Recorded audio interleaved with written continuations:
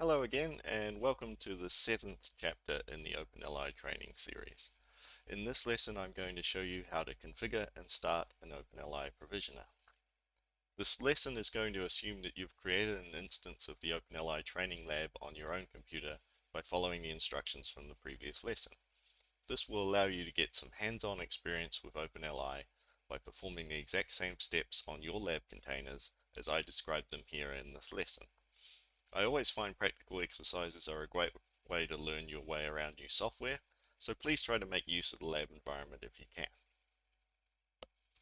Just to remind ourselves of what we're about to try and do. Remember that the provisioner is the central orchestrator for your OpenLI deployment. What this means in practice is that all of your other components will have to connect to the provisioner, and the provisioner will then issue instructions to each component regarding what is to be intercepted, how the intercept should be labeled, and who the intercepts are to be passed on to. So our main goal right now is to get the provisioner in a position where it is able to listen for incoming connection attempts from the other OpenLI components.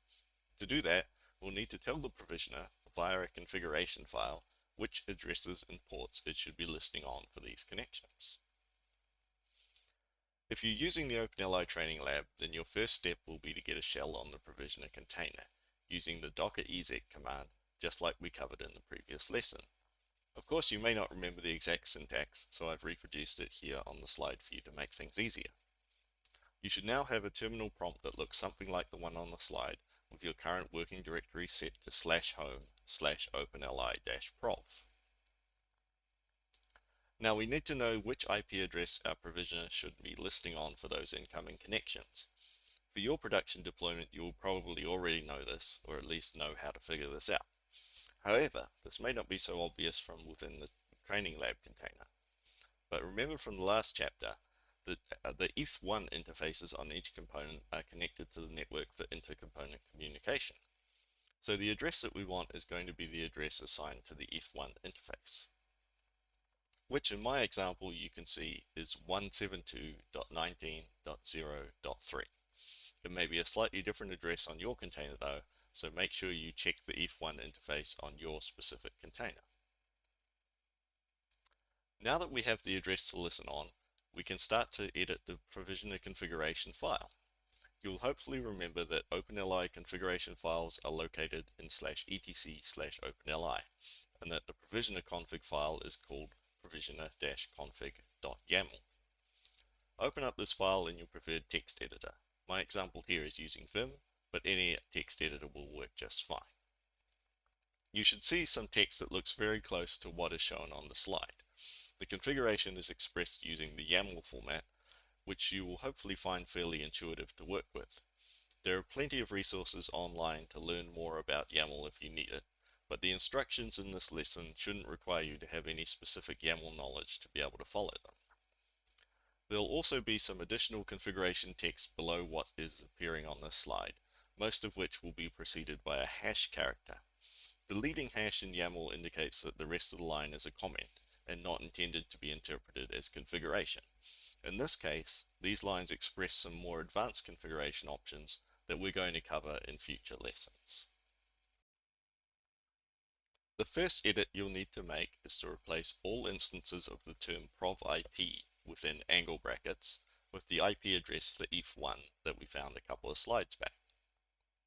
There'll be three places where you need to insert that address, as the provisioner will be listening for three different types of connections.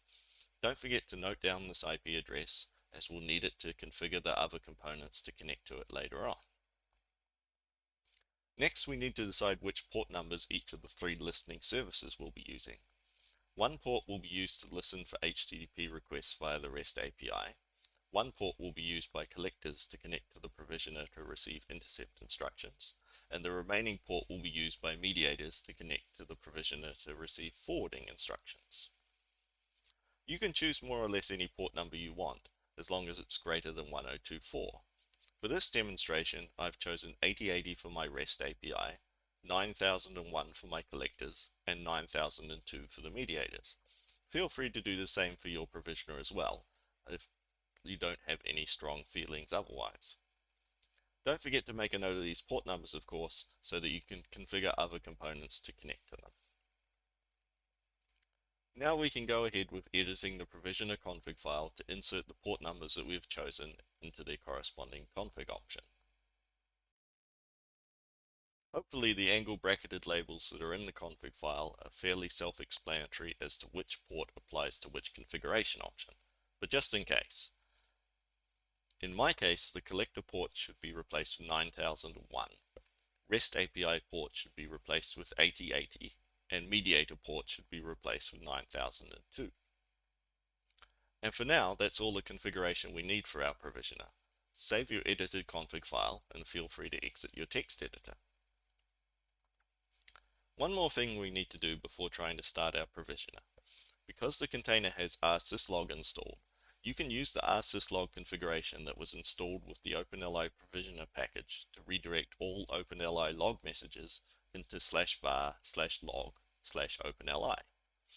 To enable this logging behavior, copy the rsyslog configuration from /etc/OpenLI/rsyslog.d into /etc/rsyslog.d, and then simply restart your rsyslog daemon.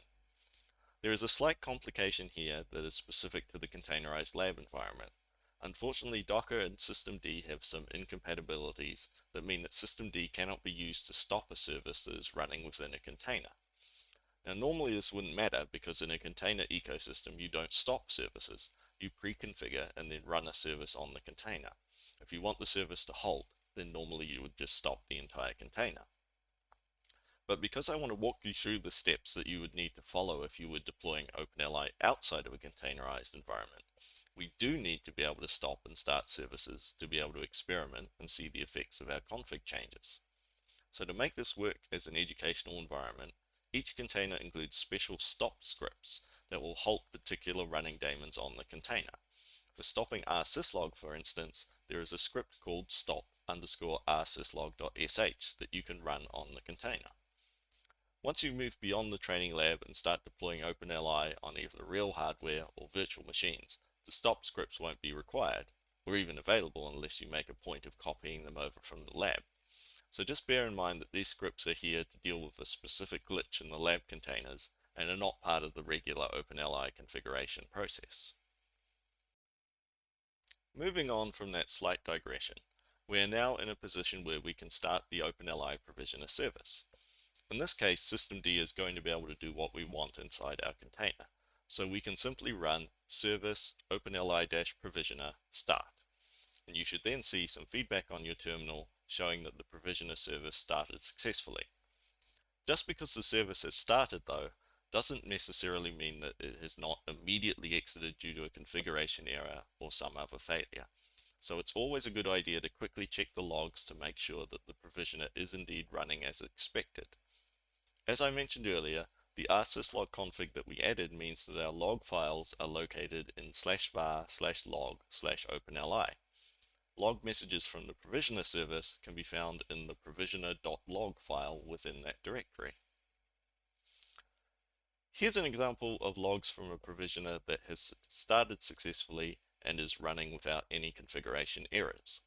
Most importantly, you will see that we have 3 messages stating for each of our listening sockets that they are up and running and are listening on the addresses and ports that we configured earlier. If your logs look like this, then congratulations. You've managed to configure and start an OpenLI provisioner. By comparison, here's what your logs might look like if you made a mistake in your configuration. Maybe you typoed your IP address or chose a port number that is invalid or already in use. Whatever happened, you should be able to see an error message in your log file that will give you some idea as to what might have gone wrong, much like the example on the slide here. If this happens to you, then go back and double check your configuration file to see if there were any obvious errors. If you do make a mistake or just want to adjust your configuration, you'll need to stop and restart the provisioner service to reapply your modified configuration. In a normal deployment, you would use systemd to issue a stop command to the service. Unfortunately, we're in a container and the same issue that affected the rsyslog service applies here as well. So once again, I've provided a custom script in the provisioner container that will find and halt the provisioner service for you, called stop_provisioner.sh. just remember that when you get to your real deployment, you'll want to use systemd commands instead. But otherwise, that's all you really need to know for now about configuring an OpenLI provisioner. Of course, the provisioner doesn't do a lot on its own, so next time we will walk through the configuration process for an OpenLI mediator and get one step closer to having a working interception system. But until then, take a little breather, and I hope to see you again soon.